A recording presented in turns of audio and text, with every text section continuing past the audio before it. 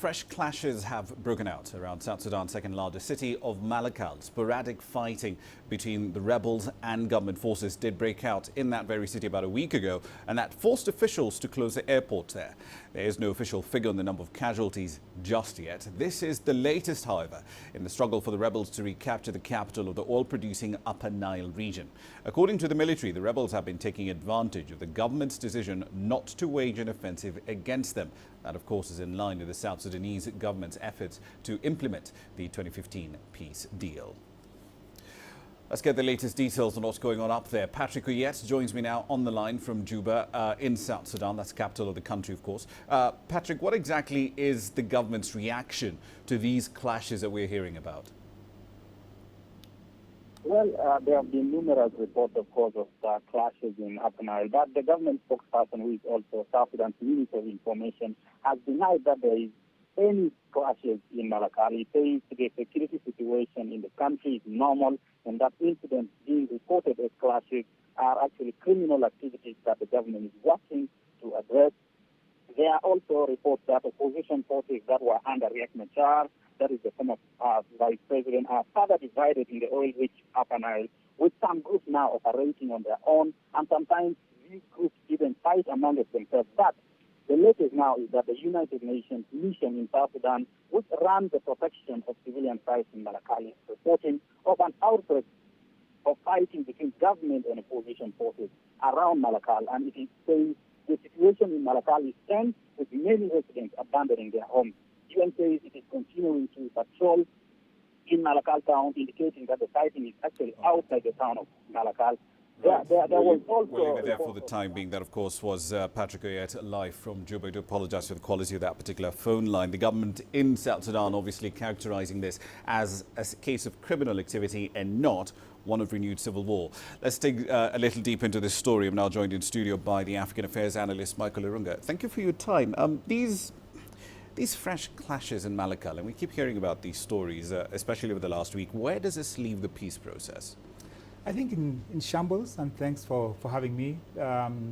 It borders back on aspects of ethnicity, the Dinkas versus the Nuer. So when we have fresh clashes, it's a case of one group attacking the other, and this creates lots of tension. I've had chance to spend time in Malakal, within the UN compound, and we had Dinkas and Nuers, and interacted with them, and they have been able to share that when there's a lot of talk around leaders fueling this kind of tension from an ethnic perspective, then this is bound to create lots of tensions among them, and this fuels lots of fighting. But I guess the question then would become, if at this particular point we're still seeing these clashes erupting despite trying to end the civil war over and over again. I mean, it does seem to point out, or rather to validate the theory that Riek Machar is still a threat, doesn't it? Yes, because it all boils back to leaders. And there's a lot that can be accomplished. We were in Addis. I was in Addis in 2015 when they were trying to bring Riek Machar on board to be able to create about an aspect of peace. But the leaders themselves need to speak out on aspects of peace, because whatever pronouncements they make, it fuels lots of tensions within the people. And these are young boys, some of them as young as 10 years, whom I've been able to see within these rebel groups within the government. And they don't understand what they're fighting about.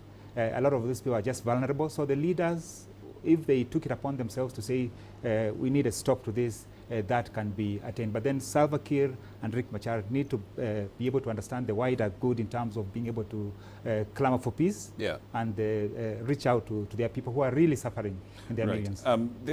Just to put this into context, though, I mean, there's been quite a bit of a semblance of peace. It's peace being in quotes, obviously, here, but in most parts of the country. But why are we hearing about this violence now? What has changed?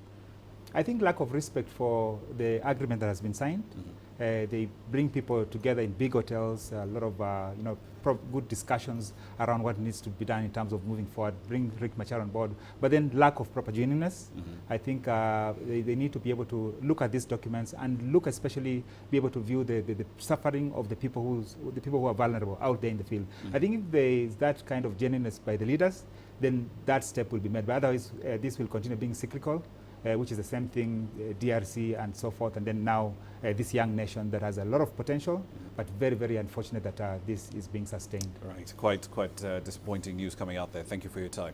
Right, we've been speaking, of course, to Michael Arunga. He's an African affairs analyst who's with me in studio, talking about the situation in South Sudan.